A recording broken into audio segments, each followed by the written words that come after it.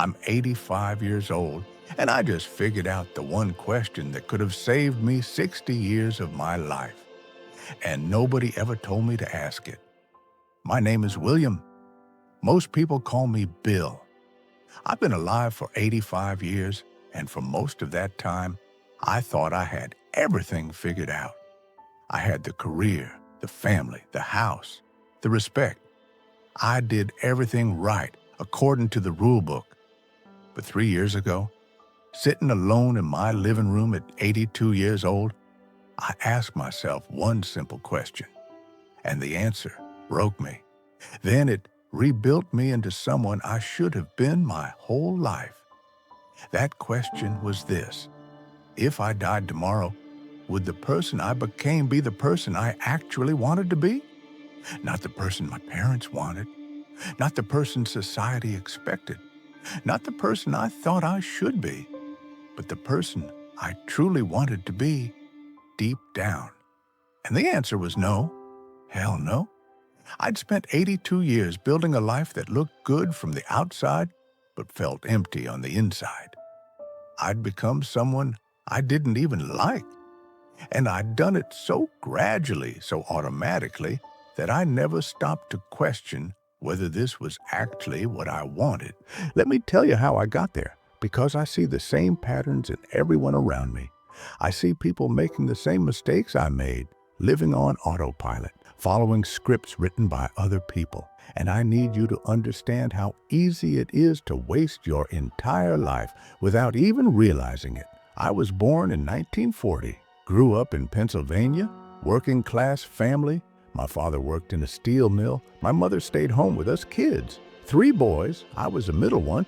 We didn't have much money, but we had enough. Normal childhood for that time. School, church, playing in the streets until dark. When I was young, maybe 8 or 9 years old, I loved drawing. I'd sit for hours with a pencil and paper, drawing buildings, landscapes, people's faces.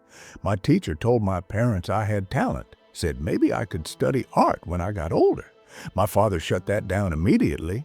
He said art wasn't a real job. Said I needed to focus on practical things, math, science, trades, things that would earn me a living. He wasn't being mean. He genuinely believed he was helping me, protecting me from a hard life, so I stopped drawing, put it away, focused on being practical. By the time I was in high school, I'd completely forgotten I ever wanted to be an artist. That dream got buried so deep, I didn't even remember it existed. I graduated high school in 1958. My father wanted me to go work at the mill with him. Good, steady job, union benefits, pension. But I'd seen what that work did to him. Came home exhausted every day, body breaking down. I didn't want that. So I went to college instead. First person in my family to do it. Studied business because that seemed like the smart choice, the practical choice, the choice that would lead to a good career and financial security. I didn't love it, didn't hate it either. It was just what I was supposed to do, and I was good at following the path laid out in front of me. Graduated in 1962, got a job at an insurance company, started in the mail room, worked my way up. I was reliable, showed up on time, did what I was told, didn't cause problems. That's what success looked like back then. Keep your head down, work hard, climb the ladder. Met my wife Patricia in 1964. She worked as a secretary at the same company. Pretty girl, nice smile, came from a good family. We dated for 8 months. Then I proposed because that's what you did. You met a nice girl, you dated for a reasonable amount of time, you got married. That was the script. We got married in 1965. I was 25 years old. Moved into a small apartment. Patricia quit her job after we got married because that's what wives did back then. I became the breadwinner, the provider, the man of the house, and I stepped into that role without questioning whether it was what I actually wanted. I just did it because it was expected. We had our first child in 1966, a son, David. Second child in 1968, a daughter, Susan. By the time I was 28 years old, I had a wife, 2 kids, a mortgage, car payments, and a job I needed to keep no matter what because people depended on me. The trap had closed, and I didn't even realize I was in one. I worked my way up at the insurance company, became a manager in my 30s, regional director in my 40s, made good money, provided well for my family. We moved to a bigger house in the suburbs, 2 cars in the driveway, kids in good schools. Everything looked perfect from the outside, but I was miserable, not dramatic, crying every day, miserable. Just this low-level, constant dissatisfaction, this feeling that something was missing, but I couldn't figure out what. I told myself everyone felt this way. Work wasn't supposed to be fun. Life wasn't supposed to be exciting. You grow up, you do your duty, you provide for your family, and that's it. I barely saw my kids when they were young.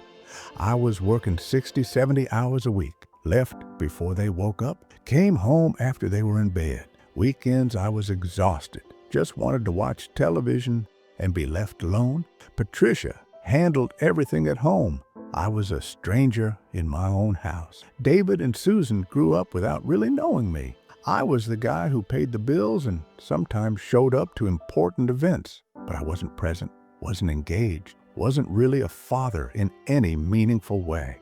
I told myself I was being a good dad by providing for them, giving them opportunities I never had, but I was lying to myself. I was being a coward, hiding behind work because I didn't know how to be a real person with real relationships. Patricia and I barely talked. We lived parallel lives in the same house. She had her routine with the kids and the home. I had my routine with work. We'd have dinner together, watch some television, go to bed, repeat. Day after day, year after year. We never fought, never had big dramatic arguments, because that would have required actually communicating, actually being present with each other. It was easier to just exist in the same space without really connecting. In 1985, I turned 45, classic midlife crisis age. I looked at my life and realized I felt nothing, no joy, no excitement, no passion for anything. Just this flat, gray existence where every day was the same as the last. I thought about having an affair, not because I was attracted to anyone specific, but because I thought maybe that would make me feel something, make me feel alive. But I didn't do it. Not because I was moral or loyal, but because I was too much of a coward to disrupt the routine. So I just kept going, kept working, kept providing, kept playing the role of successful businessman and family man, even though inside I felt dead. David went to college in 1984. Susan followed in 1986. Suddenly, the house was empty except for me and Patricia, and we had nothing to talk about. The kids had been our only common ground. Without them, we were just two strangers who happened to live together. I threw myself even harder into work, stayed at the office later, traveled more, anything to avoid being home in that quiet house with a woman I'd stopped knowing decades ago. I retired in 2005 at 65. They threw me a party at the office, gave me a plaque and a watch. Everyone made speeches about what a dedicated employee I'd been, how much I'd contributed to the company, how I was a model of professionalism and reliability, and I stood there thinking, is this it? I gave 43 years of my life to this company, and all I get is a watch and some speeches? But that's exactly what I'd signed up for. That's what following the script gets you, a watch and some speeches. Retirement was horrible. Suddenly, I had all this time and nothing to do with it. No identity beyond my job, no hobbies, no interests, no friends outside of work colleagues I'd never see again. Just empty days stretching ahead of me with nothing to fill them. Patricia was busy with her own things. She'd built a life over the years, had friends, volunteered at church, took classes at the community center. She didn't need me, didn't want me around getting in the way of her routine. We were polite to each other, cordial, but there was no warmth, no intimacy. We were roommates at best, and we both knew it. David had his own family in California. Susan was in New York. They'd call on holidays, visit maybe once a year, but we weren't close. I barely knew my own children as adults. Didn't know my grandchildren at all beyond their names and ages. I'd been so focused on providing for them financially that I never bothered building actual relationships. And now it was too late. The distance between us was too great to bridge. In 2012, Patricia had a stroke. She was 70 years old. It was mild, she recovered mostly, but it scared both of us. Suddenly, mortality was real. We weren't going to live forever. Time was running out. I tried to be a better husband after that, more attentive, more present, but it felt forced, artificial. We'd spent 47 years barely connecting. You can't just flip a switch and suddenly have intimacy. She died in 2016, heart attack in her sleep. She was 74. We'd been married for 51 years, and I realized at her funeral that I never really knew her, never asked what she wanted from life, never talked about her dreams or fears or desires. I knew surface things, knew she liked gardening and mystery novels and her church group, but I didn't know her, and she didn't know me either, because I'd spent our entire marriage hiding, being the role of husband instead of being a real person. After she died, I was completely alone. David and Susan came for the funeral, stayed a few days, then went back to their lives. And I was left in this big, empty house with nothing but regret. That's when the real loneliness hit. Not just being alone physically, but realizing I'd been alone my entire life. I'd never let anyone actually know me, never shown anyone who I really was. I'd just played roles. Good employee, good provider, good husband, good father, but none of it was real. It was all performance. And now I was 76 years old with nothing to show for it but an empty house and a lifetime of regrets. I spent the next few years just existing, getting through each day. No purpose, no joy, just waiting to die, basically. Then 3 years ago, something happened. I can't even tell you what triggered it. I was sitting in my living room one evening, watching television like I did every evening, and suddenly this question just appeared in my mind. If I died tomorrow, would the person I became be the person I actually wanted to be? And the answer hit me like a truck. No, God, no. I'd become everything I was supposed to be and nothing I actually wanted to be. I'd lived 82 years, according to someone else's script, my father's script, society's script, everyone's script except my own. I sat there and started thinking about who I actually wanted to be, not who I should be, not who would be practical or impressive or responsible, but who would make me happy, who would feel authentic. And I realized I had no idea. I'd buried that person so deep and so long ago that I couldn't even find him anymore. So I started digging, started asking myself questions I'd never asked before. What do I actually enjoy? What makes me feel alive? What would I do if nobody was watching, if there were no expectations or judgments or consequences? At first, I came up with nothing. Decades of living on autopilot had killed my ability to even know what I wanted. But I kept asking, kept digging, and slowly things started coming back. Little things at first. I remembered I used to love drawing when I was a kid. Remembered staying up late reading adventure novels when I was young.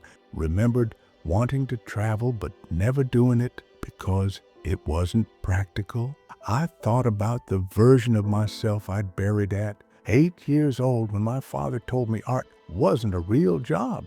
That kid who loved creating things, who had imagination and curiosity and excitement about life. Where did he go? When did I kill him? And more importantly, was it too late to bring him back? I was 82 years old. Most people would say, yes, it's too late. You're too old to change, too old to start over, too old to become someone different. But I thought, what's the alternative? Spend my remaining years the same way I spent the last 82? Existing but not living? Going through motions without any real purpose or joy? That seemed worse than death. So I decided to try something. I decided to ask myself that question every single day. If I died tomorrow, would the person I'm being today be the person I want to be? And then I decided to start making choices based on the answer. Not big dramatic changes, just small daily decisions aimed at becoming more authentic, more true to who I actually was instead of who I thought I should be. I started drawing again, bought some supplies, watched some videos online, just started sketching. I was terrible at first. 74 years of not practicing will do that. But I didn't care. It felt good. It felt like I was reconnecting with a part of myself I'd abandoned. I started reading again. Adventure novels, science fiction, mysteries. Things I enjoyed but always felt were a waste of time. Turns out enjoying something is actually a good enough reason to do it. Who knew? I started going places, nothing crazy. Just day trips to nearby towns I'd never visited, small hikes in local parks, museums and historical sites I'd always meant to see but never made time for. I was 82 years old, exploring my own state like a tourist, and it was more fun than anything I'd done in decades. I started saying no to things I didn't want to do. Church events I attended out of obligation, social gatherings with people I didn't actually like, things I did because I thought I should, not because I wanted to. And you know what happened? The world didn't end. People adjusted. Some people were annoyed or disappointed, but that was their problem, not mine. I started saying yes to things that scared me. Took a pottery class at the community center, joined a book club, started conversations with strangers, small things that pushed me out of my comfort zone and made me feel like I was actually participating in life instead of just watching it pass by.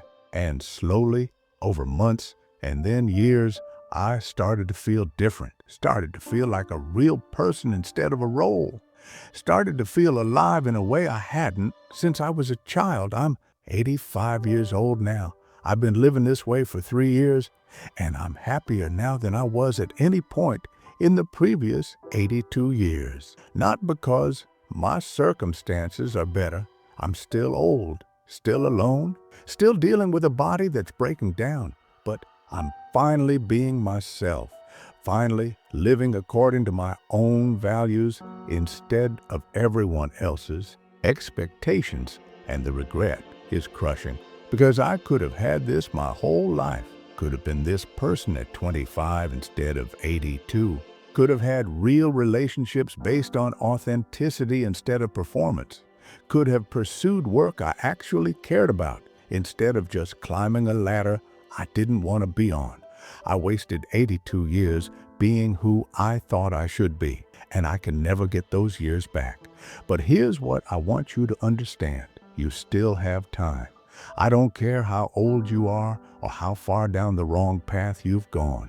You still have time to ask yourself this question. If you died tomorrow, would the person you're becoming be the person you actually want to be?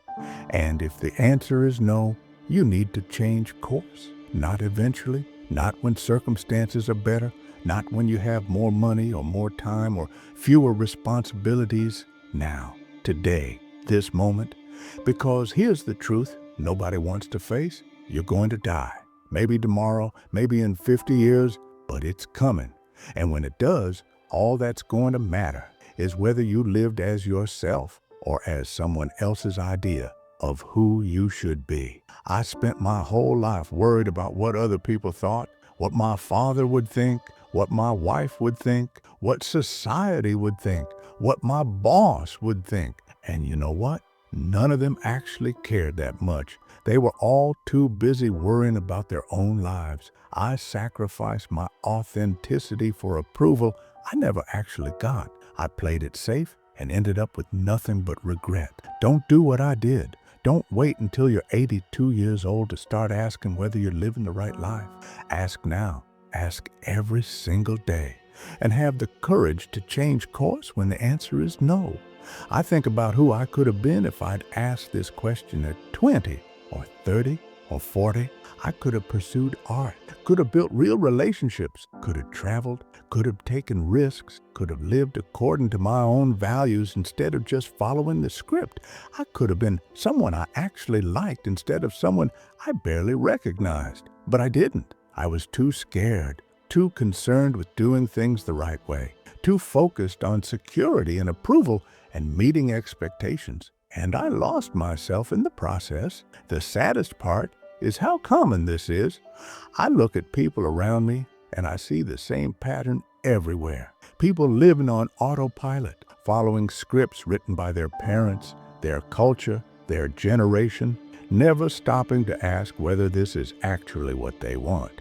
I see young people taking jobs they hate because they're practical, staying in relationships that drain them because they've already invested so much time, living in places they don't like because it's where they ended up, making themselves smaller and smaller to fit into lives that don't actually fit them. And I want to shake them, want to tell them to stop, to wake up, to ask themselves the question before it's too late. If you died tomorrow, would the person you're becoming be the person you actually want to be? Not the person who impresses others, not the person who makes the most money, not the person who has the most impressive resume or the biggest house or the most successful career, but the person who feels authentic to you, the person who makes you feel alive. Because here's what I learned too late. Success means nothing if you're not being yourself.